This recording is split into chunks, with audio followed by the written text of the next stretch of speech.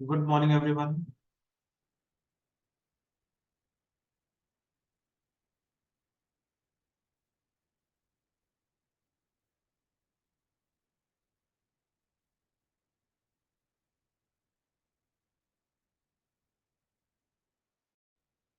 Good morning, everyone.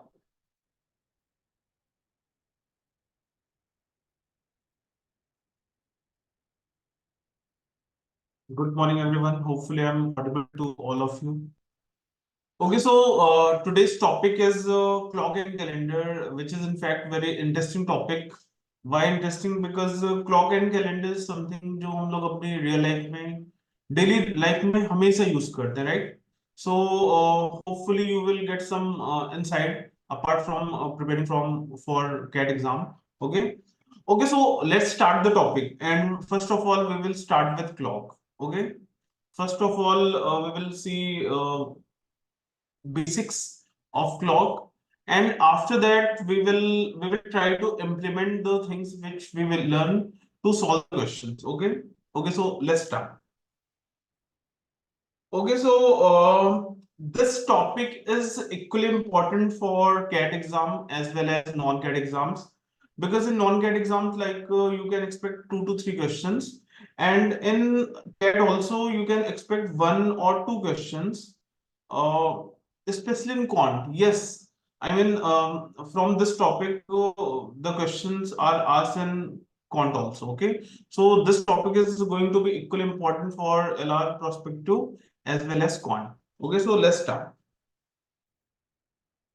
Okay, so if someone is asked what is clock, right? तो हम लोग बोलते हैं कि suppose this is a clock. Clock क्या होता है? Clock is some instrument which is used to see the time. Okay, like अभी कितना बज रहा है तो मैं देख के बता सकता हूँ, like it's around 10 है, right? But हमें ये नहीं पता होता कि ये AM होगा कि PM होगा, right? So normally the clock which we use in real life, it gives us time but not in format of 24 hours. मतलब ये जो हम लोग को टाइम बताता है वो 12 आवर्स के फॉर्मेट में बताता है, और फिर हम लोग ये खुद से जज करते हैं कि ये एएम होगा या पीएम होगा, right? So according to definition, a clock is a circular device provided with 3 hands. मतलब जो नॉर्मल क्लॉक होता है उसमें आपके 3 हैंड्स होते हैं. एक आपका आवर हैंड होगा, एक आपका मिनट हैंड होगा, और एक आपका क्या होगा, एक आपका सेकेंड हैंड होगा, ठीक है? But in but in competitive exam जो हम लोग क्लॉक पढ़ने जा रहे हैं उधर हम लोग को 2 हैंड के बारे में पढ़ना है, ठीक है? एक हम लोग का होगा आर हैंड, और एक हम लोग का होगा minute hand. Okay, so there are going to be only 2 hands, hour hand and minute hand. Okay, so let's see कि क्लॉक बनता कैसे. जैसे अगर मैंने एक ऐसा सर्कल लिया, तो मुझे पता है कि total angle is equal to 360 degree, right? A complete angle is always equal to 360 degree. फिर मैं क्या करूंगा, यहाँ पे इसको 12 बोल दूंगा, इसको 6 बोल दूंगा, इसको 9 बोलूंगा, इसको 3 बोलूंगा. This will B 1 2 4 5, this will be 7, this will be 8, this will be 10, 11 and 12. Okay, okay, so in short, the total circumference is divided into 12 equal parts, right? तो आप ये बता दो कि हर एक एंगल कितने का होगा. अगर जैसे मुझे ये बताना है कि सब 1 से लेके 2, ये एंगल कितने का होगा. This angle will be equal to 360 degree divided by 12. 12 से डिवाइड क्यों करना है? क्योंकि देखो सारे एंगल आपके इक्वल होंगे, क्योंकि 12 इक्वल पार्ट में डिवाइड करा गया है. So when we divide 360 degree by 12, we will get 30 degree. It means if any hand is moving and it have moved from 1 to 2, then we can say that it has angle of 30 degree, right? और अगर मान लो कोई hand पहले 2 पे था फिर 5 पे चला गया, सो वी कैन सी कि 2 से अगर आपका वो 5 पे जा रहा है तो 2 से 3 पे गया होगा, 3 से 4 पे और 4 से 5 पे. इसका मतलब इट हैज क्रॉस 3 इंटरवल्स. तो आपका जो एंगल होगा वो होगा 30 degree into 3, that will be equal to 90 degree, right? Hopefully आपको ये समझ में आ गया. ठीक है, अब हम लोग क्या देखेंगे. Now we are going to see what is speed of hands. Speed of hand में पहले हम लोग देखेंगे मिनट हैंड। तो देखो मिनट हैंड जैसे आप सपोज अभी 12 बज रहे हैं, ठीक है, 12 बज रहे हैं तो the minute hand will be on 12।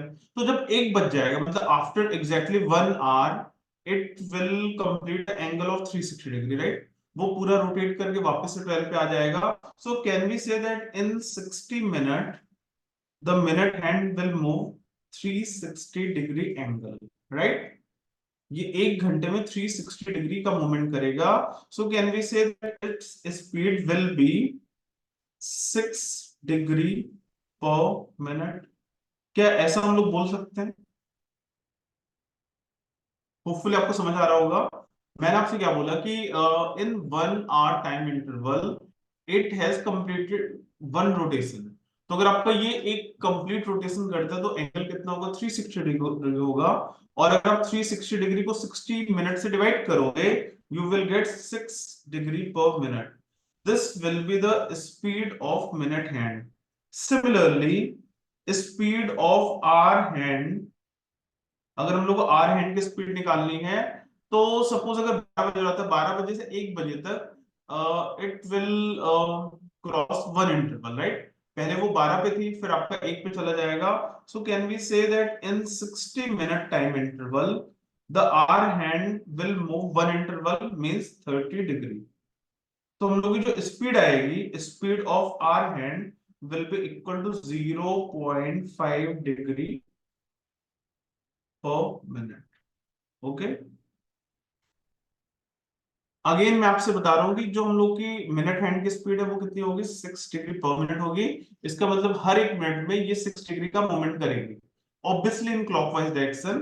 और जो हम लोग का आर हैंड होगा वो हर एक मिनट में 0.5 डिग्री का मूवमेंट करेगा। Okay, so what if I want to know what will be the relative speed.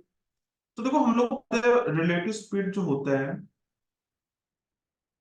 that is either x plus y or x minus y depending upon the direction, right। तो अगर अगर दोनों same direction में move करेंगे तो आपका हो जाएगा x माइनस वाई। और अगर दोनों का डायरेक्शन अपोजिट होगा देन आपका होगा क्या होगा? x प्लस वाई होगा। तो आप सोच के बताओ यहाँ पे एक बार कि यहाँ पे क्या होगा? यहाँ पे 6 प्लस 0.5 होगा या 6 माइनस 0.5 होगा? तो देखो अगर वो सेम डायरेक्शन में मूवमेंट कर रहे हैं, लाइक जिस डायरेक्शन में आपकी मिनट हैंड जाती है आर हैंड भी तो उस डायरेक्शन में जाती है ना। तो यहाँ पे जो आपका रिलेटिव स्पीड होगा, your relative speed will be equal to 6 degree minus 0.5 degree. ऐसा क्यों हुआ? क्योंकि they both hands move in the same direction. तो फिर आपका आ जाएगा 5.5 डिग्री पर मिनट।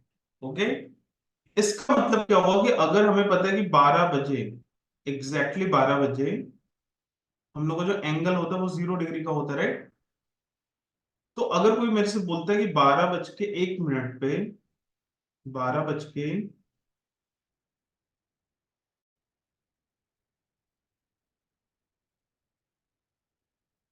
1 मिनट पे एंगल कितना होगा? तो एंगल होगा 5.5 डिग्री। क्यों? क्योंकि उनकी जो रिलेटिव स्पीड है that is 5.5 degree per minute ना। तो हर एक मिनट में एंगल कितने का चेंज होगा? 5.5 डिग्री का। तो अगर कोई मेरे से बोलता है 12 बज के 2 मिनट में एंगल होगा तो मेरा आंसर होगा 11 डिग्री। अगर कोई मेरे से बोलता है कि 12 बज के 3 मिनट पे एंगल होगा then the answer will be 16.5 degree and so on. Okay, hopefully आपको ये कॉन्सेप्ट समझ में आया होगा, यही इसका बेसिक है। आगे हम लोग जो फॉर्मूला पढ़ेंगे वो इधर से निकल के आएगा। Okay, okay, fair enough.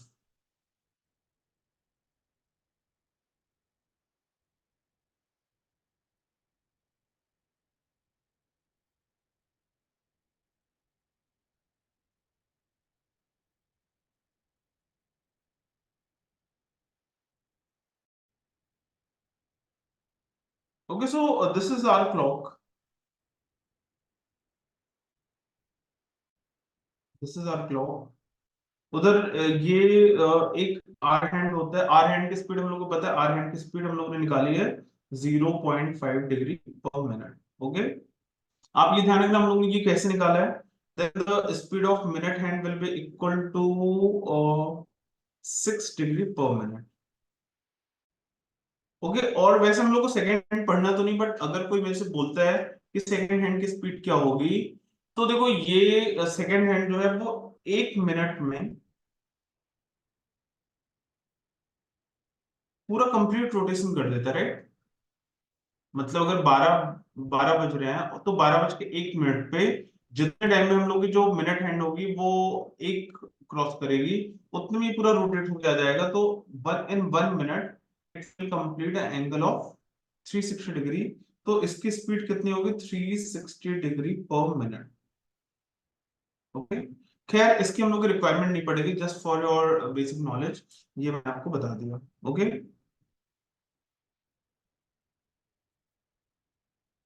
ये जो मैंने आपको बताया था ये वही चीज लिखा है कि यहाँ पे क्लॉक बना कैसे जाता है। अ clock is compose of 360 degree angle and divided into 12 equal division. तो अगर आपका जो हर डिवीजन होगा वो कितने एंगल को होगा? 360 डिवाइड बाई 12 और 30 डिग्री। तो अगर कोई मुझे बोलता है कि एक हैंड 4 से मूव करके 6 पे आ गया, तो ये एंगल कितना होगा? This angle will be equal to 60 degree. Why? Because one interval is of 30 degree, so two intervals will be of 60 degree. Okay, okay, so hopefully you are getting this.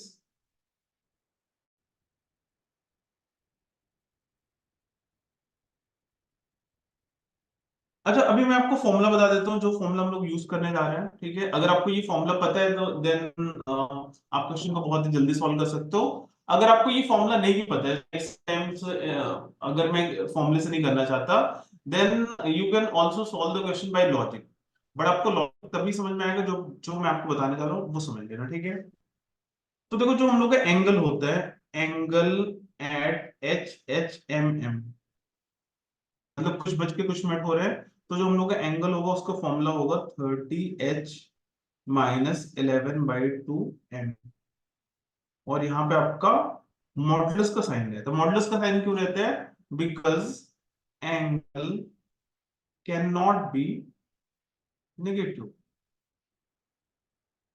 अगर कभी भी आपका एंगल नेगेटिव नहीं हो सकता, तो अगर वो नेगेटिव आया तभी आप उसको पॉजिटिव लोगे, और अगर पॉजिटिव है तो लोगे ही ना। इसका मतलब यहाँ पे एक्चुअली दो फॉर्मूला है। एक फॉर्मूला आपका है 30h माइनस 11/2m, और एक फॉर्मूला है 11/2m minus 30h।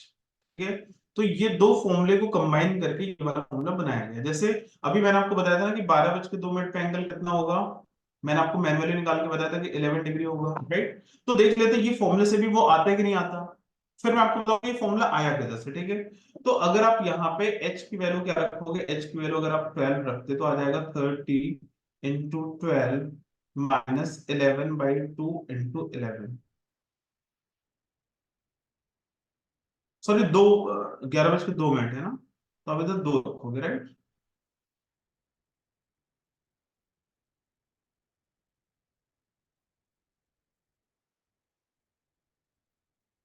Again I am repeating the time, since the time was 12 12 बज के 2 मिनट, या इसको आप 0 बज के 2 मिनट भी बोल सकते हो। मतलब अगर आप h की वैल्यू 0 रखो तब भी चलेगा, 12 रखो तब भी चलेगा। ठीक है, तो आपको कुछ ऐसा आएगा, यू विल गेट 360 माइनस 11।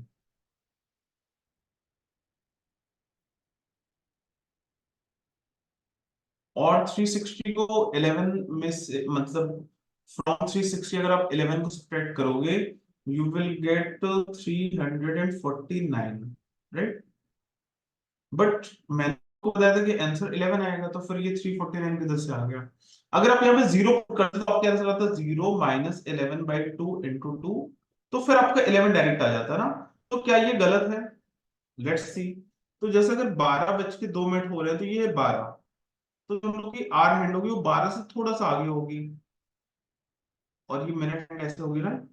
तो अगर आप ऐसे देखोगे तो ये अगर होगा 11 डिग्री, बट अगर आप ऐसे देखोगे तो ये होगा 360 माइनस 11, और 360 माइनस 11 की वैल्यू कितनी आती है?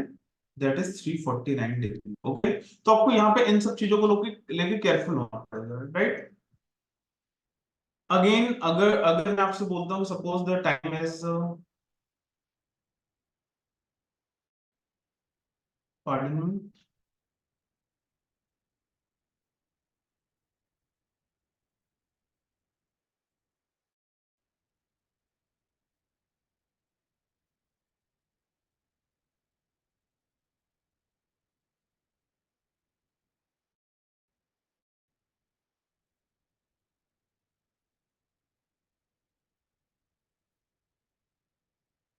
अगर कोई मुझसे बोलता है कि what will be the angle at 3:10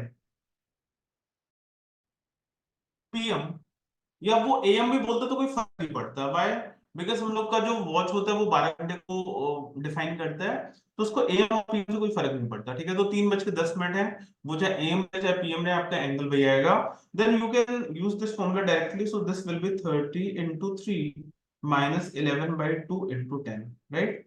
अगर आप इसको सॉल्व करोगे this will come as 90 minus 55 आ जाएगा, और 90 माइनस 55 करने पे आपको कितना आएगा, 35 डिग्री आएगा। Okay, so the answer will B 35 degree. अब देखो, कई लोगों को ऐसा लग सकता है कि अगर 3:10 पे है तो ये आर हैंड 3 पे है और जो मिनट हैंड है वो 2 पे है, तो फिर वो तो बोलते हैं कि सर आपका एंगल तो 30 डिग्री आना चाहिए, तो फिर ये 35 डिग्री क्यों आ रहा है, right. So this is very genuine question कि अगर अगर हम लोग ऐसे सोचे कि अगर 3:10 पे है, तो जो हम लोग की आर हैंड है वो तो 3 पे होगी, और जो मिनट हैंड होगी वो 2 पे होगी, 10 मिनट हो गए, राइट। तो एंगल 30 डिग्री आएगा, 30 डिग्री नहीं आएगा। क्यों नहीं आएगा? क्योंकि ये जो आपकी जो आर हैंड है ना, वो एक्चुअली 3 के थोड़ा आगे चले जाएगी ना। जब एग्जैक्टली 3 बजे तब वो 3 पे थी, बट बिकॉज अभी 3:10 हो रहे हैं तो वो थोड़ा सा आगे चली जाएगी, इसलिए हमारा आंसर जो आएगा वो 30 से ज्यादा आएगा, और आंसर कितना आएगा, 35 डिग्री आएगा। ओके, सो अगर आपको ये फॉर्मूला पता है then you can directly find the angle at any given time. Okay, okay. और हाँ, मैंने आपको एक चीज और बताया था कि ये फॉर्मूला किधर से है, ये भी मैं आपको बताऊंगा, ठीक है। तो उसको एक बार देख लेते हैं, ये फॉर्मूला आया किधर से होगा।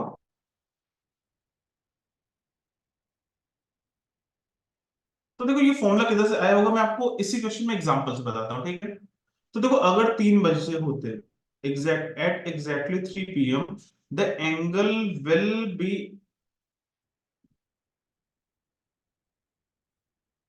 Angle will B 90 degree, right. Exactly 3 बजेंगे तो आपका एंगल कितने का होगा, आपका एंगल होगा 90 डिग्री का होगा, राइट। इसलिए 30 × H हुआ। 30 × H का मतलब क्या हुआ, 30 × 3 90। क्यों? क्योंकि अगर 3 बजे मतलब उसने 3 ब्लॉक तो क्रॉस कर लिए होंगे, और हर एक ब्लॉक कितने का, 30 डिग्री का है। सो 30 × 3 = 90। बट एक्चुअली में टाइम 3 तो बज नहीं रहा है, 3:10 हो रहा है, right? तो यहाँ पे जो है वो आपका क्या कॉन्सेप्ट में आएगा, रिलेटिव स्पीड। रिलेटिव स्पीड कितनी होती है, 5.5 डिग्री पर मिनट होती है, और कितने मिनट हो गए, 10 मिनट हो गए। तो अगर आप 5.5 इंटू 10 करो तो आपका आएगा 55 degree. So this will be equal to 55 degree. इसका मतलब जो एंगल आपका 90 डिग्री था, अब वो 55 डिग्री कम हो गया। तो 90 माइनस 55 करने पे कितना आएगा, आपका डायरेक्ट आंसर आएगा 35 degree. So hopefully you got this कि ये फॉर्मूला किधर से आया होगा, ठीक है। तो ये फॉर्मूला बनाते टाइम पहले ये सोचा गया होगा कि अगर 3 बज रहे हैं तो 90 डिग्री आप पहले कर लो, और फिर आप उनके रिलेटिव स्पीड की हेल्प से वो एंगल फाइंड आउट कर सकते हो। Okay,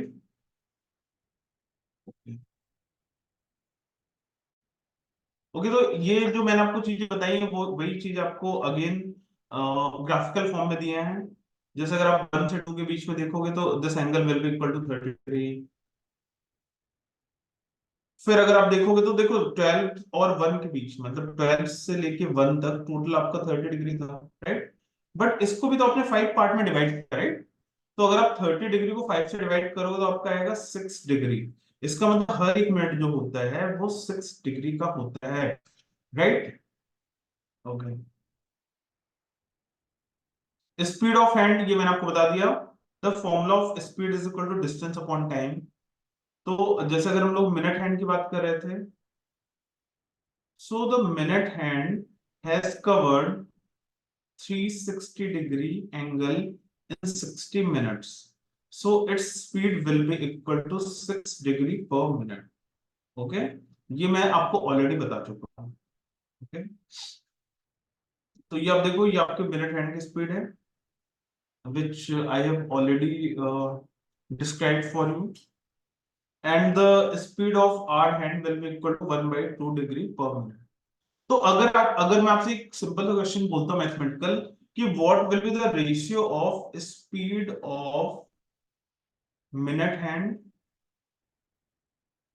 and speed of hour hand, तो इधर आपका आंसर कितना आएगा, इधर आपका आंसर आएगा 6/0.5। क्यों?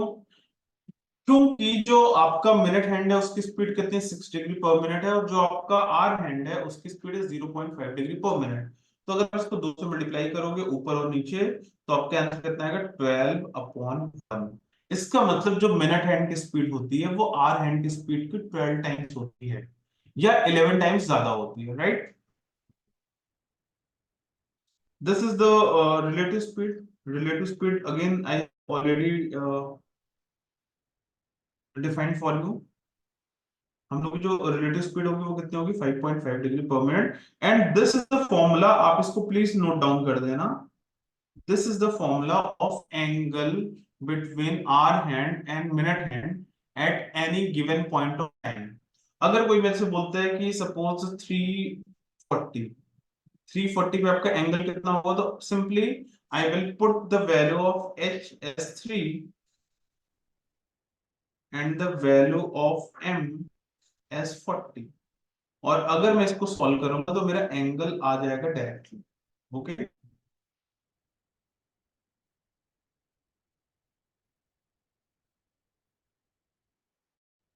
देखो कई बार ये ओवरलैप से भी क्वेश्चन आ जाते हैं, स्पेशली नॉन कैट एग्जाम। तो वहां पे क्या होता है, देखो अगर अगर मैं आपसे बोलता हूँ सपोज मैं एक टाइम लेता हूँ 3 बजे, और मैं एक टाइम लेता हूँ 4 बजे, तो देखो 3 बजे हम लोग की क्लॉक कुछ ऐसी थी, राइट? और 4 बजे हम लोग की क्लॉक कुछ ऐसी हो जाएगी, राइट?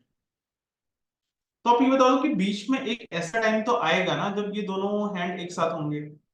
वो कब आएगा? आपको लग सकता है कि 3:15 बजे होगा, मतलब 3:15 पे, बट 3:15 पे नहीं होगा। एक्चुअली वो 3:15 से थोड़ा सा आगे होगा। व्हाई? बिकॉज अगर 3:15 अगर हम देखेंगे तो ये जो मिनट हैंड है वो तो 3 पे आ गई, बट जो आर हैंड है वो थोड़ा सा आगे होगी, राइट? तो 3:15 के आगे के ऐसा टाइम आएगा जब वो दोनों हैंड कोइंसाइड करेंगी। अच्छा, वो क्या टाइम होगा ये भी देख लेते हैं। इसके ऊपर ऊपर भी क्वेश्चन आते हैं। आपके एग्जाम में ऐसे क्वेश्चन होगा कि what time between 3 PM and 4 PM the both hands will coincide. तो आप ये बताओ कोइंसाइड है मतलब angle will be equal to 0, तो हम यहाँ पे ऐसे करेंगे 30h minus 11/2m will be equal to 0। तो अगर ये 0 होगा तो क्या आ जाएगा, 30h is equal to 11/2m। And since the time is between 3 PM 4 PM, so the time will be something like 3 बज के इतने minute, right? So the value of h will be 3। तो हमारा आ जाएगा 30 × 3 will be equal to 11/2m। और अगर आप इसको सॉल्व करोगे you will get the value of m as 30 × 3 90 × 2 180/11। और अगर आप 180/11 को सॉल्व करोगे you will get something like 11 बन जाए 11, फिर आपका आएगा 7, 11 6 66, 4/11। इसका मतलब 3 बज जाएंगे 16 मिनट और 17 मिनट के बीच एक ऐसा टाइम आएगा जब आपके जो दोनों हैंड होंगे वो कोइंसाइड होंगे, राइट? तो देखो हम लोग को नॉर्मली पता है कि 3 बजे से 4 बजे के बीच में एक बार कोइंसाइड करेंगे, 4 से 5 के बीच में भी एक कोइंसाइड करेंगे। तो हमें तो लगता है कि 12 बार कोइंसाइड करेंगे, ऐसा नहीं है। क्यों? क्योंकि अगर आप देखोगे तो from 11 PM to 12 PM there will be only one occurrence जो ये दोनों हैंड कोइंसाइड करेंगे, ठीक है? तो फिर हम लोग का आंसर क्या आएगा वो देख लेते हैं।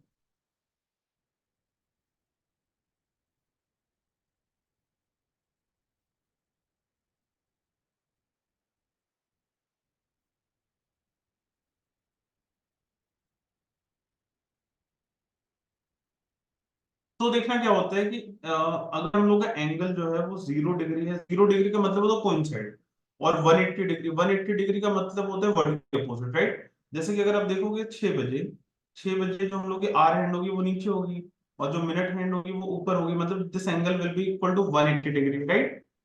तो 0 और 180 डिग्री वाला जो एंगल होता है वो 12 घंटे में 11 बार बनता है, ठीक है? एक बार क्यों कम बनता है? क्योंकि 11 बजे से लेके, अगर आप 12 बजे के बीच, 11 बजे से लेके 1 बजे के बीच का प्रोग्राम टाइम देखोगे, तो फिर उधर एंगल ये 2 बार नहीं बनेगा, वो सिर्फ एक ही बार बनेगा। दिस इज द रीजन कि वो 12 बार नहीं बनता, 11 बार बनता है। और अगर कोई आपसे 24 आवर्स का पूछता है तो आपका आंसर हो जाएगा 24, ठीक है?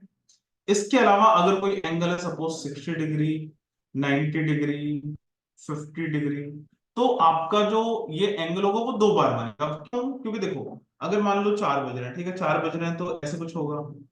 तो अगर आप देखोगे 4:05 के थोड़ी देर बाद एक बार 90 डिग्री का बनेगा ना, ऐसा कुछ होगा, यहाँ पे 90 डिग्री होगा। और एक बार जब ये मिनट वाली हैंड आगे चली जाएगी तो वापस से 90 डिग्री बनेगा ना। तो बाकी अगर कोई एंगल है तो वो हर एक घंटे में एक बार नहीं बनता, दो बार बनता है, इसलिए इसके आंसर इसका डबल हो जाएगा। तो 11 का डबल हो जाएगा 22। इसका मतलब अगर कोई आपसे डायरेक्टली पूछता है कि 12 घंटे में ऐसे कितनी बार होगा that the angle between minute hand and hour hand is equal to 90 degree और 60 डिग्री, तो आपका आंसर हो जाएगा 22। और अगर कोई आपसे एक दिन में पूछता है तो आपका आंसर हो जाएगा डबल, मतलब 44। ओके, होपफुली आपको ये कॉन्सेप्ट समझ में आ गया होगा। स्ट्रेट लाइन का मतलब वही कि एंगल 180 डिग्री, ठीक है। तो ओवरलैप का मतलब क्या होता है? ओवरलैप का मतलब होता है एंगल इज 0 डिग्री, और स्ट्रेट लाइन का मतलब होता है angle should be equal to 180 degree. Again with the help of formula you can directly solve these questions. अगर कोई आपसे बोलता है कि 4 और 5 के बीच में ऐसा कब टाइम आएगा जब वो एंगल 180 डिग्री का होगा, तो आप थीटा की वैल्यू 180 पुट कर देना, तो आपका वो मिनट में वैल्यू आ जाएगी, राइट। अब देखो, फास्ट वॉच और स्लो वॉच का क्या कॉन्सेप्ट है। सपोज अगर मैंने कोई वॉच को 12 बजे उसको सही टाइम मैच करा, ठीक है।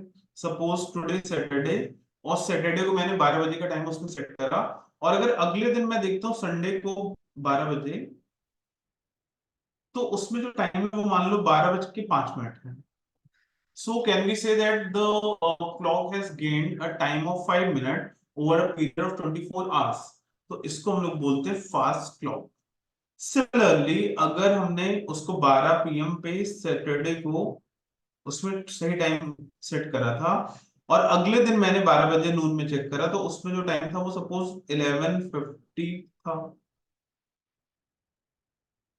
तो यहाँ पे मैं बोल सकता हूँ कि the clock is losing some time over period of time, और we can say the clock has lose 10 minutes over a span of 24 hours period, ठीक है। तो हम लोग वहां पे बोलेंगे द क्लॉक इज लूजिंग सम टाइम। ओके। ओके, तो हम लोग ने जो भी चीजों को पढ़ा है यहाँ पे उसकी समरी मैंने लिख दी है। तो please take the screenshot of this, and again you can use this as a like notes, short notes while revising the topic। ठीक है, तो मैं इसको वापस से रिवाइज नहीं कर रहा हूँ क्योंकि मैंने आपको बहुत अच्छे से एक्सप्लेन करा है। इससे बेटर हम लोग कुछ क्वेश्चन को सॉल्व कर लेंगे, ठीक है। उससे इंपॉर्टेंट क्या है कि which kind of questions are being asked. तो पहला क्वेश्चन क्या होगा? Find the time when the angle between the two hands is known. जैसे कि अगर कोई मेरे से बोलता है कि between 2 PM and 3 PM when the angle will be equal to 90 degree, तो मैं आपको बोलूंगा फॉर्मूला होता है theta is equal to 30h - 11/2m। यही आपका होता है, राइट। तो यहाँ पे मैं थीटा की वैल्यू 90 पुट कर दूंगा, so we will come something like 90 is equal to 30 × 2। Into 2 क्यों पुट किया, इंटू 3 क्यों नहीं पुट किया? क्योंकि तो अभी टाइम हम लोग का 3 बजेगा नहीं, तो 2 बज के कुछ मिनट होंगे। So the value of H will be equal to 2, तो ये हम लोग आ जाएगा 60 - 11/2m मॉडुलस। तो मॉडुलस का मतलब क्या होता है? ये 90 भी हो सकता है और -90 भी हो सकता है, राइट। तो अगर हम इसके दो केसेस बना लेते हैं, एक आएगा 60 - 11/2m इज इक्वल टू 90। तो यहां से तो m की वैल्यू निगेटिव में आएगी, तो हम ये केस को नहीं लेंगे। हम कौन सा केस लेंगे?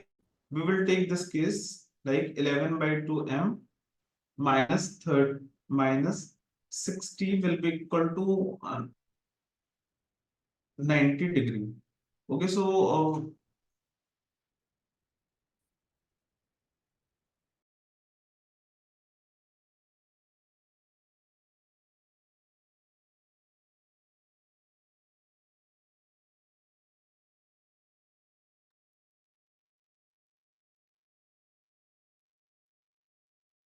Okay guys, so since the angle was to be 90 degree, तो हम लोग ने क्या पुट करा, 90 is equal to 30 h minus 11 by 2 m।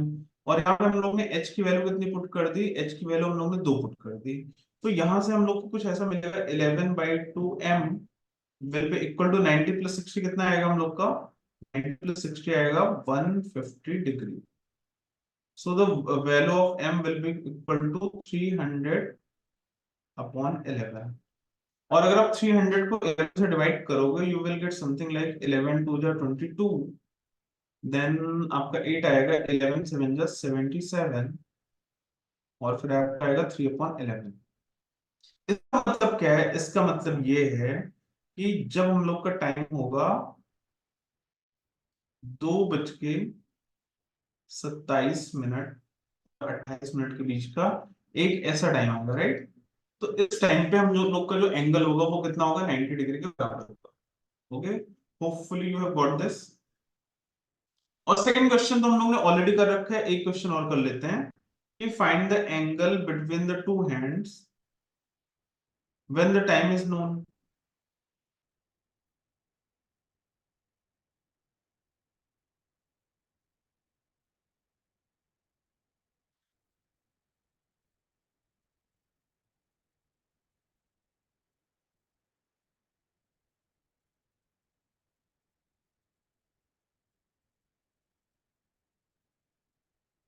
So let suppose कि टाइम मैंने आपको दे दिया 2:30, 2:30 PM। और मैं आपसे बोलता हूँ कि at 2:30 PM what will be the angle. So you can directly use the formula which is theta is equal to 30h minus 11 by 2m। Okay, तो अगर आप इधर पुट करो तो क्या आएगा, the value of h will be equal to 2। तो फिर यहाँ पे आप कर दोगे 60 माइनस 11 बाई 2 इंटू 30, राइट। अगर आप इसको सॉल्व करते हो, यू विल गेट हियर 15, और 15 का 11 टाइम्स होगा 5, और 5 प्लस 1 6, और 1 165, और यहाँ पे हो जाएगा 60।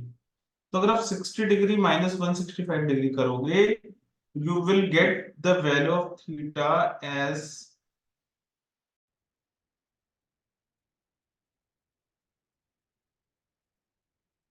-105 डिग्री। और हम लोग को पता है कि angle can not be negative, right. So this angle will be 105 degree. Okay, तो कोई भी आपसे बोलता है कि 2:30 पे एंगल कितना होगा, तो एंगल हम लोग का होगा 105 degree. Okay, so this is the type 2। अब हम लोग टाइप 3 भी देख लेते हैं।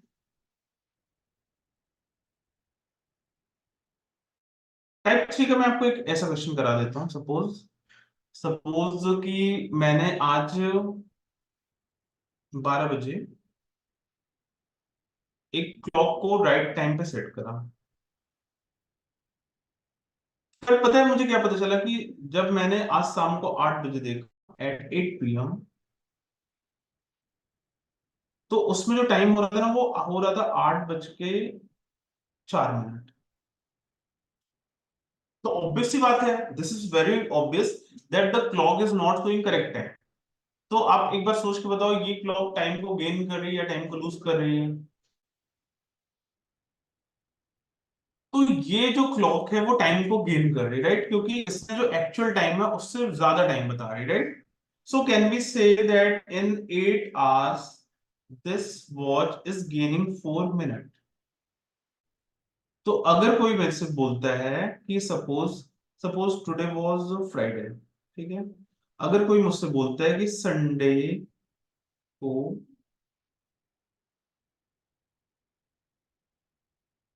शाम को 8 बजे ये क्लॉक में क्या टाइम शो हो रहा होगा, तो क्या मैं इसको कर सकता हूँ? यस, बिल्कुल कर सकता हूँ। कैसे करूंगा? तो देखो, अगर अगर देखो ये फ्राइडे को 8 बजे का टाइम पता है, ठीक है, फ्राइडे को 8 बजे ये जो क्लॉक है वो 8:04 का टाइम बता रही थी। तो आप ये बता दो कि फ्राइडे को शाम को 8 बजे से लेके संडे को शाम को 8 बजे, तो कितने घंटे का टाइम हो गया? तो टोटल आपका 24 प्लस 24 48 आवर्स का टाइम हो गया ना। ठीक है। और ये जो वॉच है वो हर 8 घंटे में 4 मिनट गेन करती है, तो 48 आवर्स में ये कितना गेन करेगी, तो ये पता कैसे चलेगा, हम इस पूरे को 6 से मल्टीप्लाई कर देते हैं।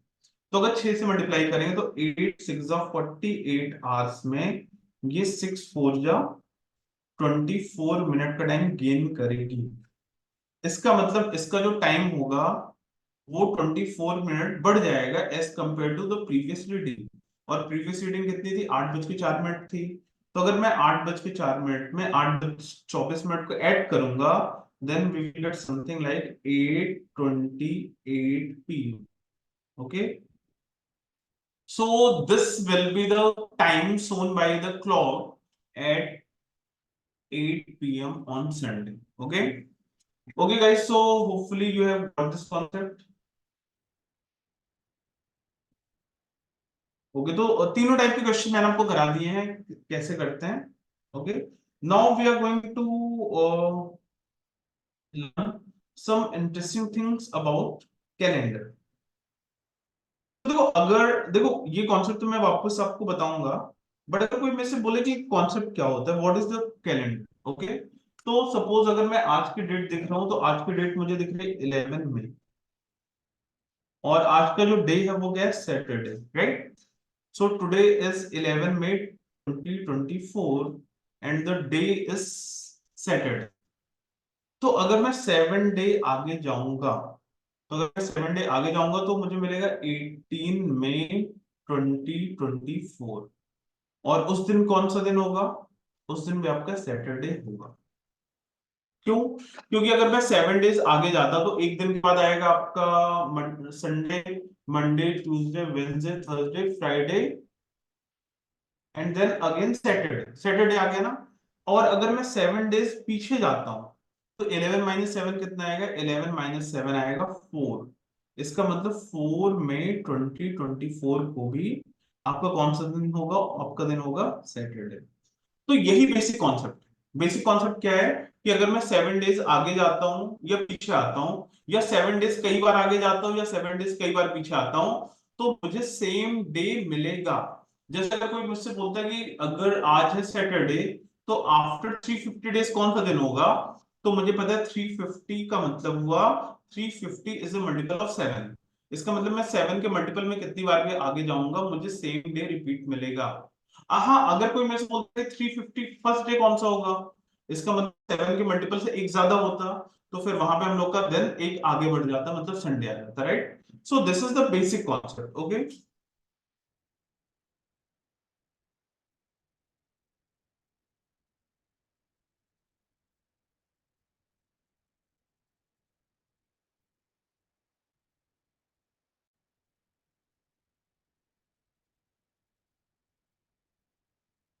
ओके, तो देखो यहाँ पे कैलेंडर क्या है, again this is definition, this is not very important, just for the sake of it we are.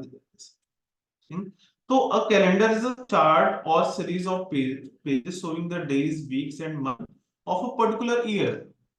इसका मतलब हम लोग का जैन जो मंथ है वो कहाँ से स्टार्ट हुआ, कहाँ पे खत्म हुआ, फिर अगला मंथ आपका होगा फेब होगा, फिर मार्च होगा, ऐसे टोटल 12 मंथ का आपको डेटा दिया रहता है, ठीक है। वही कैलेंडर होता है। अब आपके कैलेंडर में there are some important terms. First term is ordinary year. Ordinary year is also known as non leap year. तो नॉन लीप ईयर कितने, नॉन लीप ईयर क्या होता है, a non leap year is also known as ordinary year and any non-leap year has 365 days। तो कितने दिन होते हैं, 365 दिन होते हैं। And the Feb is of 28 days. बाकी मंथ का भी मैं आपको बताऊंगा, बट फेब में कितने होते हैं, 28 डेज होते हैं। अब आपका जो लीप ईयर होता है वो क्या होता है, लीप ईयर होता है, a leap year has 366 days, right. तो इसमें एक दिन ज्यादा क्यों होता है वो भी मैं आपको बताऊंगा, बट अभी आप ये समझ लो कि a leap year is a year in which there are 366 days. बाकी सारे मंथ में कोई चेंज नहीं होता, सारा चेंज होता है फेब में। तो यहाँ पे जो आपका फेब होगा that would be of 29 days. Okay, तो आपका जो फरवरी का महीना होगा वो कितने दिनों का होगा, वो आपका होगा 29 डेज का होगा। ओके,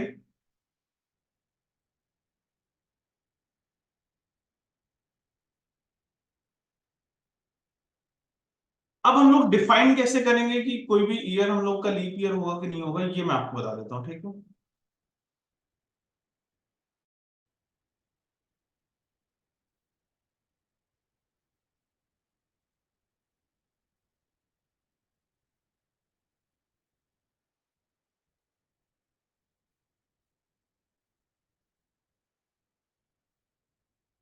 तो देखो अभी जो मैं आपको बताने जा रहा हूँ अगेन ये थोड़ा आउट ऑफ कॉन्टेक्स्ट है, बट अगर आपको वो समझ आ गया ना तो आपको ये क्लियर हो जाएगा कि लीप ईयर क्यों बना है, नॉन लीप ईयर क्यों बना है। ठीक है, तो पहले मैं वो आपको बता देता हूँ, फिर बताऊंगा कि लीप ईयर क्यों।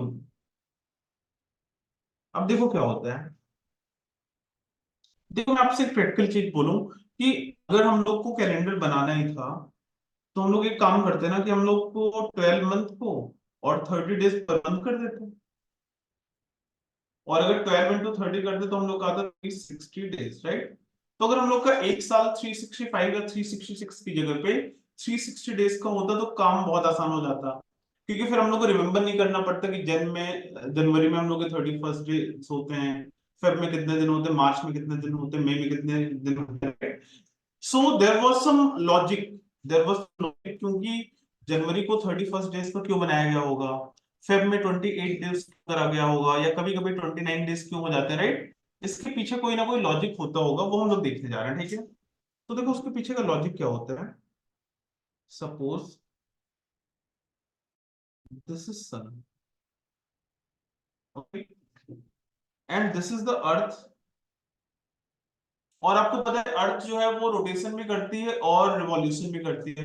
रोटेशन ये अपने एक्सिस के अबाउट करती है, और रोटेशन की वजह से, just because of the rotation, हम लोग को डे और नाइट का पता चलता है ना, राइट। तो जब हम लोग का उस साइड फेसिंग है कि हम लोग को सनलाइट मिल रही है, फिर हम लोग बोलते हैं दिन है। और जब सनलाइट नहीं मिलती तो अंधेरा हो जाता है, तो उसको नाइट बोलते हैं, राइट। और एक चीज देखना कि ये इसके अराउंड रिवॉल्यूशन भी करती है, सन के अराउंड, राइट। तो जब हम दूर होते तो हम बोलते हैं अभी तो ठंडी का टाइम है, जब पास में चले जाते तो गर्मी बोलते हैं, राइट। तो देखो क्या होता है, there is a term known as solar year. अब ये सोलर ईयर का मतलब क्या होता है, सोलर ईयर का मतलब ये है कि अर्थ की जो पोजीशन है उसको वापस से पूरा एक चक्कर लगा के वहां पे आने में कितना टाइम लगता है। और ये जो सोलर ईयर होता है वो होता है 365 डेज, 5 hours एंड 48 मिनट्स। इसका मतलब अगर हम लोग का अर्थ अभी कहीं कहीं पे भी होगा, अगर हम लोग 365 डेज 5 hours एंड 48 मिनट के बाद ऑब्जर्व करेंगे तो वापस से हम लोग के अर्थ की पोजीशन सेम हो जाएगी, राइट। इसीलिए इसको बोला जाता है सोलर ईयर। बट हम लोग का जो कैलेंडर बनाया गया, कैलेंडर में हम लोग इतना कॉम्प्लिकेटेड तो रख नहीं सकते थे, तो उन्होंने बोला कि एक काम करते हैं, चलो इसको 6 घंटे मान लेते हैं, मतलब 5 घंटे 48 minute, let's assume this is 6 hours. तो अगर आप 4 इयर्स में देखोगे तो ये 6 6 घंटे they will get accumulated and this will be equal to 24 hours or a day, right। तो उन्होंने क्या बोला कि हर 4 साल के बाद एक काम करते हैं, हम लोग कैलेंडर में एक दिन बढ़ा देते हैं, ठीक है। इससे क्या होगा, इससे हम लोग के सीजन वगैरह चेंज नहीं होंगे ना, राइट। पता चला पहले जनवरी में आपको ठंडी लग रही थी, फिर आपको जनवरी में गर्मी लगने लगी। तो ऐसा ना हो, हम लोग का सीजन वगैरह ना चेंज हो, इसलिए वैसा उन्होंने काम करा। तो उन्होंने क्या बोला कि अगर कोई भी ऑर्डिनरी ईयर है, सॉरी कोई भी, अगर हम लोग का कोई भी नॉन सेंचुरी ईयर है,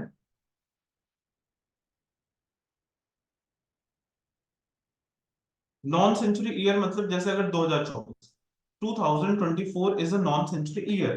तो अगर कोई भी ईयर के लास्ट में डबल जीरो होगा तो वो सेंचुरी होगा, और अगर लास्ट में डबल जीरो नहीं होगा तो वो नॉन सेंचुरी ईयर होगा।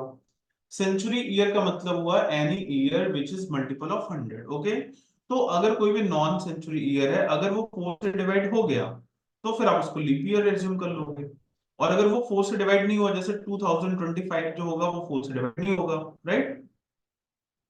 2025 4 से डिवाइड नहीं होगा, 2026 भी नहीं होगा, फिर 2027 भी नहीं होगा, फिर आपका 2028 वापस से डिवाइड हो जाएगा। इसका मतलब 2024 इज अ लीप ईयर, जिसमें फेब में आपके 29 डेज होंगे, और फिर जो अगला लीप ईयर आपको मिलेगा वो आपको मिलेगा 2028 में, वहां पे वापस से फेब में आपके कितने दिन होंगे, 29 डेज होंगे, इस 6 आवर्स को अकोमोडेट करने के लिए। ठीक है, तो फिर आपको इतना समझ आ गया होगा।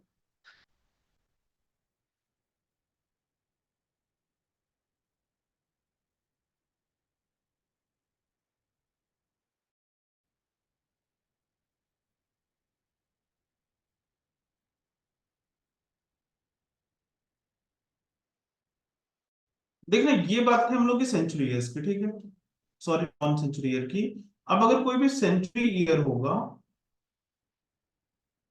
तो वहां पता चीजें चेंज हो जाती हैं। वहां पे आपका जो ईयर है, आप उसको 4 से डिवाइड नहीं करोगे, आप उसको 400 से डिवाइड करोगे, और अगर वो 400 डिवाइड हो गया तो फिर तो आप उसको लीप ईयर बोलोगे, और अगर 400 से डिवाइड नहीं हो गया, नहीं हुआ, then you will say that this year is a non leap year. अब इसका रीजन क्या है, इसके पीछे लॉजिक क्या है, वो जो हमने 5 घंटे 48 मिनट था ना, उसको हमने 6 घंटे मान लिया था, राइट। इसका मतलब हमने उसको ज्यादा मान लिया था, तो उसको भी तो कंपनसेट करना पड़ेगा ना।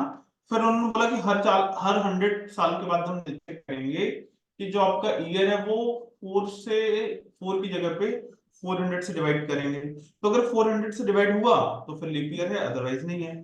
फॉर एग्जाम्पल, अगर हमें अभी 2024 चल रहा है, 2024 2024 is a leap year, 2096 will be also an leap year ना, ये भी आपका लीप ईयर होगा। बट जो आपका 2100 होगा, ये आपका लीप ईयर नहीं होगा। ये 4 से डिवाइड होता है बट तब भी ये लीप ईयर नहीं होगा, why, because this is century year. तो आप इसको 4 से डिवाइड ना करके डिवाइड करोगे 400 से, और अगर वो 400 से आपका डिवाइड हो गया फिर आप उसको लीप ईयर मानोगे, अदरवाइज नहीं मानोगे। तो आपका जो 2100 है वो भी लीप ईयर नहीं होगा, जो आपका 2200 होगा which is also century year, वो भी आपका लीप ईयर नहीं होगा, 2300 भी नहीं होगा, 2400 आपका लीप ईयर होगा, राइट। तो अगर कोई आपसे बोलता है कि क्या हमेशा 2 लीप ईयर के बीच में 4 साल का गैप होता है, तो ऐसा नहीं है, उसमें गैप उससे ज्यादा भी हो सकता है, राइट। ओके, होपफुली आपको कॉन्सेप्ट थोड़ा सा समझ आया होगा।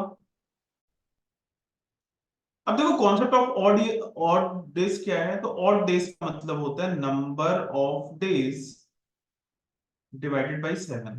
तो अगर आप कभी भी नंबर ऑफ डेज को 7 से डिवाइड करोगे तो जो आपको रिमाइंडर मिलेगा उसी को आप बोलते हो ऑड नंबर ऑफ डेज। इसका मतलब जैसे अगर हमने 7 को 7 से डिवाइड किया तो रिमाइंडर 0 आएगा ना। इसका मतलब अगर हम 7 डेज आगे जाएंगे या 7 डेज पीछे आएंगे तो कोई भी फर्क नहीं पड़ेगा, सेम डे रिपीट होगा। अगर हम लोग मान लो कोई आपसे बोलता है 100 डेज के बाद कौन सा दिन होगा, सपोज टुडे इज सैटरडे, और अगर आपसे कोई बोलता है कि 100 डेज के बाद कौन सा दिन होगा, then you have to divide this 100 by 7, और अगर 100 को 7 से डिवाइड करोगे तो आपका रिमाइंडर आएगा 2। तो फिर आपका ऑड नंबर ऑफ डेज कितने आ गए, 2 आ गए। ऑड नंबर ऑफ डेज 2 आने का मतलब है हमें 2 दिन आगे जाना है। तो सैटरडे के बाद आएगा, एक दिन आगे जाने पे आएगा संडे, फिर वापस आएगा मंडे, राइट। तो आपका आंसर क्या होगा, after 100 days there will be Monday. Okay, okay, so this is a summary जो अभी तक हम लोगों ने पढ़ा है। A leap year consists of 366 days. Every year which is divided by 4 is a leap year if it is not a century year. ये ध्यान रखना। कई बार क्या होता है, बच्चे क्या करते हैं कि वो पूरे ईयर को डिवाइड कर देते हैं 4 से, बिना ये देखे हुए कि वो सेंचुरी ईयर है या नहीं है। तो अगर वो सेंचुरी ईयर है फिर आप उसको 4 से डिवाइड नहीं करोगे, 400 से करोगे, right. Every fourth century is a leap year, क्योंकि जो फोर्थ सेंचुरी ईयर होगा वो 400 से डिवाइड होगा, इसलिए वो आपका लीप ईयर हो जाएगा। No other century year then the fourth year is a leap year. Obvious बात है, जैसे मैंने अभी आपको एग्जांपल दिया था, अगर कोई आपसे बोलता है 2000 तो 2000 आपका लीप ईयर होगा, बट 2100 आपका लीप ईयर नहीं होगा, 2200 आपका लीप ईयर नहीं होगा, 2300 आपका लीप ईयर नहीं होगा, और फिर आपका जो 2400 होगा वो भी आपका लीप ईयर होगा, राइट।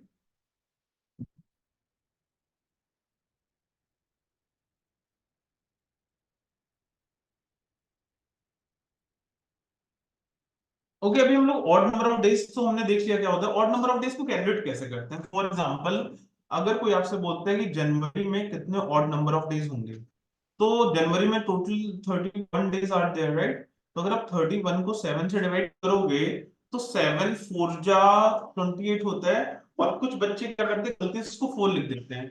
ध्यान रखना, हम लोग को क्वेश्चन नहीं निकालना है, हम लोग को निकालना है रिमाइंडर। तो अगर आप 7 4 जा 28 इसमें से लेस करोगे, यू विल गेट 3। इसका मतलब आपका जो ऑड नंबर ऑफ डेज आएगा वो 3 आएगा। अगर कोई आपका ऑर्डिनरी ईयर है या नॉन लीप ईयर है, तो नॉन लीप ईयर कितने डेज का होता है? 365 डेज का।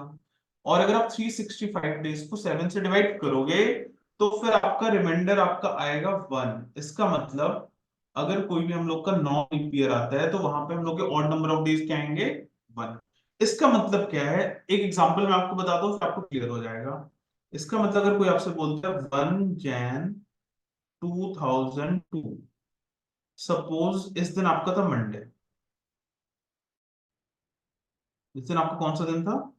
सपोज इस दिन आपका मंडे था। फिर अगर कोई आपसे बोलता है 1 जैन 2003 को कौन सा दिन होगा, तो आप ये बता दो कि यहाँ पे हम जम कितने का मार रहे हैं? हम जम 1 साल का मार रहे हैं। और वो 1 साल कितने दिन का है? वो आपका 1 साल है 365 डेज का, राइट? तो आप अगर 365 को डिवाइड करते हो 7 से, तो आपका रिमाइंडर 1 आता है ना। इसका मतलब यहाँ पे जो आपका ऑड नंबर ऑफ डेज आएगा वो 1 आएगा। मतलब आपका यहाँ पे जो दिन होगा वो मंडे के बाद क्या आता है? ट्यूसडे आता है। तो उस दिन आपका ट्यूसडे होगा। कोई आपसे बोलता है 1 जैन 2004 को क्या होगा, तो अगेन 2004 में अगर हमको फर्स्ट जैन पे जाना है, तो आपका 1 साल का गैप आया है। और वो 1 साल जो होगा वो 365 डेज का होगा, राइट? तो अगेन वहां पे एक दिन का ऑड नंबर ऑफ डेज आएगा। तो आपका आंसर जो आएगा ट्यूसडे के बाद क्या आएगा? वेडनेसडे आएगा।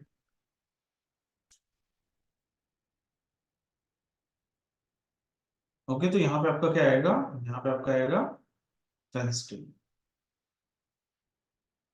अब अगर आपको 1 जैन 2005 को निकालना है, अब आप ये बता दो कि ये वाला जो हम लोग 2005 में जाना है, तो बीच में फेब आएगा, राइट? और फेब जो होगा वो 2004 का फेब होगा, which is a leap year, right?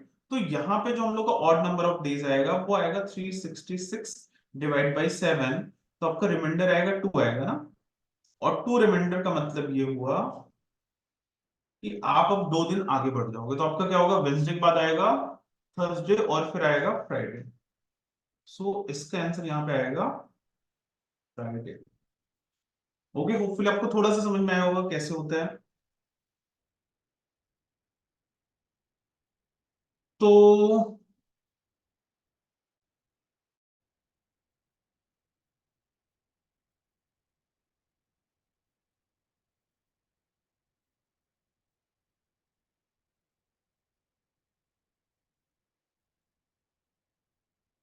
देखो, आप एक हेडिंग डाल देना, calculation of odd number of days. क्योंकि ऑड नंबर ऑफ डेज ही सबसे इंपॉर्टेंट है, ठीक है? अगर आपको ये समझ में आ गया, फिर आपको पूरा क्लियर हो जाएगा। तो अगर कोई भी ऐसा ईयर है जिसमें 365 डेज होते हैं, या कोई भी नॉन लीप ईयर है, तो वहां पे हम लोग का ऑड नंबर ऑफ डेज क्या आएगा? 1 आएगा। अगर कोई भी लीप ईयर है, तो उसमें 366 डेज होंगे। और वहां पे हम लोग का जो ऑड नंबर ऑफ डेज आएगा वो 2 आएगा। इसका मतलब हम लोग ऐसा बोल सकते हैं कि अगर कोई भी ऑर्डिनरी ईयर है, तो अगर वो मंडे से स्टार्ट हुआ है, तो वो खत्म भी मंडे पे होगा, राइट? क्यों? क्योंकि अभी हम लोग ने देखा था ना कि अगर हम लोग का 2000 1 जैन 2002 को अगर हम लोग का कोई दिन था, अगले साल को फर्स्ट फर्स्ट जैन को उससे एक दिन आगे बढ़ जा रहा था। इसका मतलब एक दिन पहले, मतलब 31 दिसंबर को सेम डे होगा, राइट? और अगर हम लोग का कोई भी लीप ईयर है, तो अगर वो मंडे से स्टार्ट हुआ है, तो फिर वो ट्यूसडे पे खत्म होगा। ओके, सो ये एक तरह का शॉर्टकट होता है, आप देख सकते हो। अब अगर हम देखते हैं कि हम लोग का कैलेंडर बना कैसे होगा, हम लोग का कैलेंडर बना होगा, तो पहला जो ईयर होगा वो तो नॉन लीप ईयर होगा। तो एक साल का जो ऑड नंबर ऑफ डेज आएगा वो आएगा 1। 4 साल का ऑड नंबर ऑफ डेज क्या आएगा? 4 साल का जो हम लोग का ऑड नंबर ऑफ डेज आएगा वो आएगा 4+1। अब हम लोग ने ये 4+1 क्यों लिखा वो देख लेते हैं। तो देखो हर साल में आपके 365 दिन तो होंगे ही होंगे, तो 4 साल में 4 दिन तो आपको वो मिल गए। और जो हम लोग का फोर्थ ईयर होगा वो तो आपका लीप ईयर होगा ना, और जो फोर्थ आपका लीप ईयर होगा उसकी वजह से 4+1 तो 5 क्या होंगे, ऑड नंबर ऑफ डेज हो गए। तो अब जल्दी से सोच के बताओ इन 100 ईयर्स आपका ऑड नंबर ऑफ डेज क्या होगा। तो अगर 100 साल का निकालना है तो लेट्स एज्यूम कि सारे हर ईयर में 365 डेज तो होंगे ही होंगे, राइट। तो फिर वहां पे आपको 100 तो वहां पे मिल गया, और इसमें से लीप ईयर कितने होंगे, तो लीप ईयर आपके जो होंगे वो 100 डिवाइड बाई 4, तो 25 होंगे क्या। 25 नहीं होंगे, 24 होंगे, क्योंकि जो 100th ईयर होगा वो तो सेंचुरी ईयर है, तो हमें उसको 400 से डिवाइड करना चाहिए, ठीक है। तो अगर आप 100+24 करोगे और अगर आप इसको 7 डिवाइड करोगे तो यहाँ पे आपका रिमाइंडर आएगा 2, यहाँ पे आपका रिमाइंडर आएगा 3, और आपका आ जाएगा 5/7। तो again odd number of days will be equal to 5। Okay, अब ध्यान रखना यही सबसे इंपॉर्टेंट है कि अगर हम 400 ईयर्स में चेक करेंगे तो इन 400 ईयर्स, तो 100 ईयर्स का कितना होता है 5, फिर अगले 100 ईयर का वापस से 5, फिर अगले 100 ईयर का 5, फिर आखिरी के 100 ईयर का 6 आएगा। वाई? बिकॉज वहां पे जो हम लोग का सेंचुरी ईयर होगा वो लीप ईयर होगा, जिसकी वजह से एक दिन एक्स्ट्रा मिल जाएगा, राइट। तो हम लोग को मिलेगा 5 4 जा 20 + 1 21 डिवाइड बाई 7। तो यहाँ पे आपका रिमाइंडर कितना आएगा, your remainder will come as 0, right. तो अगर आपका रिमाइंडर आपका 0 आ गया तो यहाँ पे ऑड नंबर ऑफ डेज भी क्या आ जाएंगे, 0 आ जाएंगे। इसका मतलब हर हमेशा 400 ईयर्स का जो ऑड नंबर ऑफ डेज होता है वो क्या होता है, वो होता है 0। इसका मतलब हर 400 ईयर्स के बाद सेम डे रिपीट होगा, 400 आगे जाओ या 400 पीछे जाओ, ठीक है। अभी मैं आपको एक सिर्फ एक एग्जांपल कराऊंगा और उससे आपके सारे कॉन्सेप्ट क्लियर हो जाएंगे, ठीक है।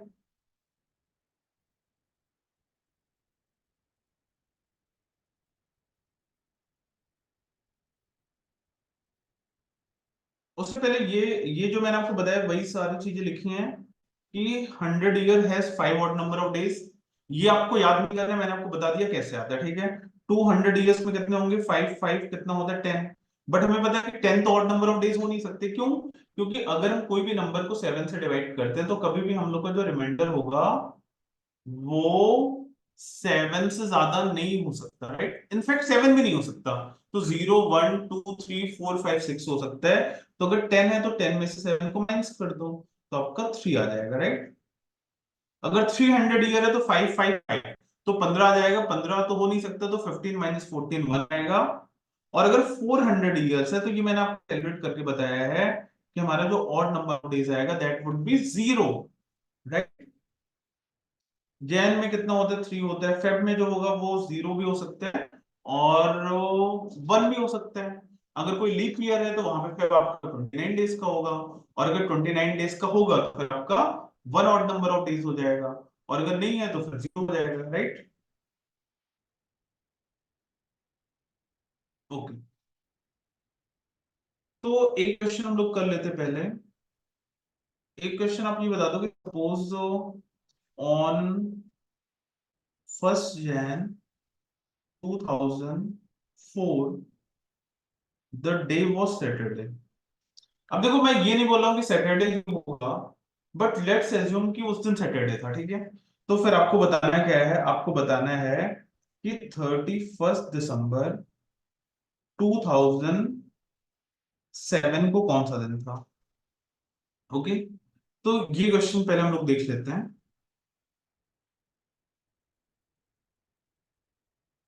तो आप एक चीज बताओ कि इसको हम लॉजिकली करते हैं 2005 2006 2007 एंड 2008।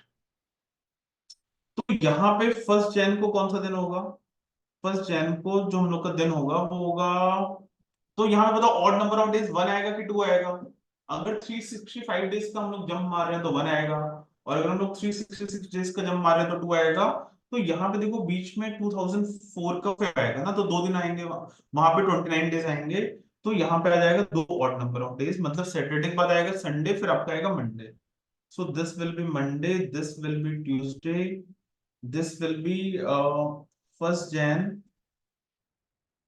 2007 को क्या होगा, वेंसडे, और 2008 को क्या होगा, 1 Jan 2008 को होगा थर्सडे।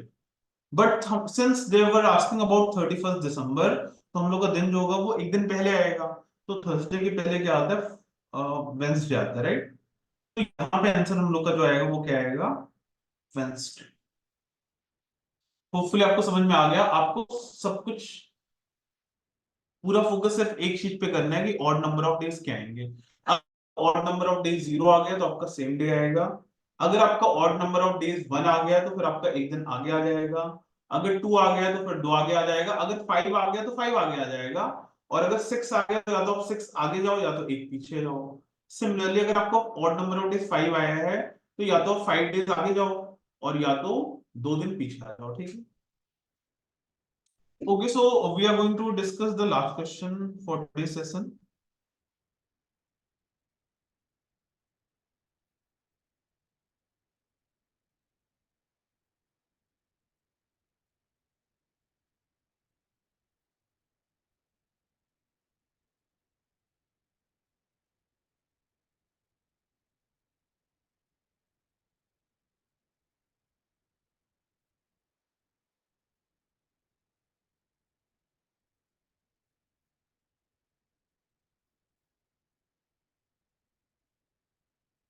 Okay, एक क्वेश्चन करते हैं। सपोज टुडे इज 11 मई 2024 और हमें ये बताना है कि आज का डे कौन होगा, राइट। सपोज मुझे नहीं पता कि आज का दिन कौन सा है और हमें ये फाइंड आउट करना है, तो कैसे करेंगे। यही क्वेश्चन आपका सबसे डिफिकल्ट होता है क्योंकि यहाँ पे बहुत सारी कैलकुलेशन इन्वॉल्व होती हैं, but we will try to keep it short, okay. तो मैंने आपको बताया था कि हमेशा 400 ईयर्स में ऑड नंबर ऑफ डेज क्या आते हैं, 0 आते हैं, राइट।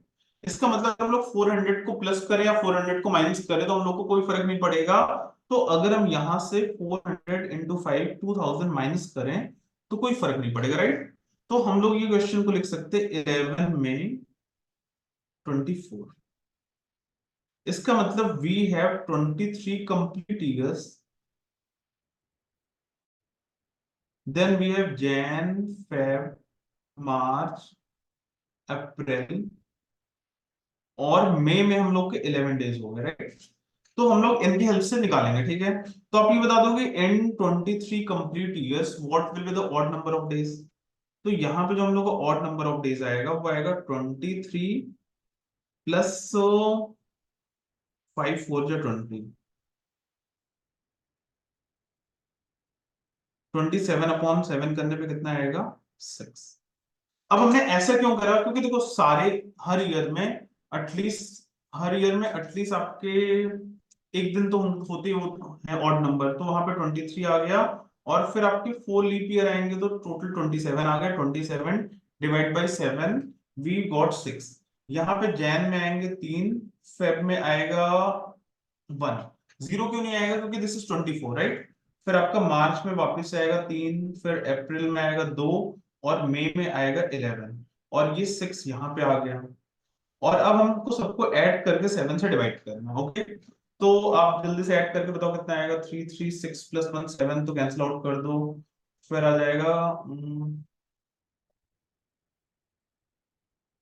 11 प्लस 8, तो आपका आएगा 19/7। और अगर आप 19 को 7 से डिवाइड करोगे तो आपका आएगा कितना odd number of days, 5। 5 odd number of days का मतलब क्या हुआ कि अगर आपका ऑड नंबर ऑफ डेज 1 आता तो फिर आपका आंसर होता मंडे, 2 आता तो होता ट्यूसडे, 3 होता तो वेंसडे, 4 आएगा तो थर्सडे और फिर 5 आएगा तो फ्राइडे। ओके, देख लेते एक बार कोई हम लोग कैलकुलेशन मिस तो नहीं कर रहे हैं।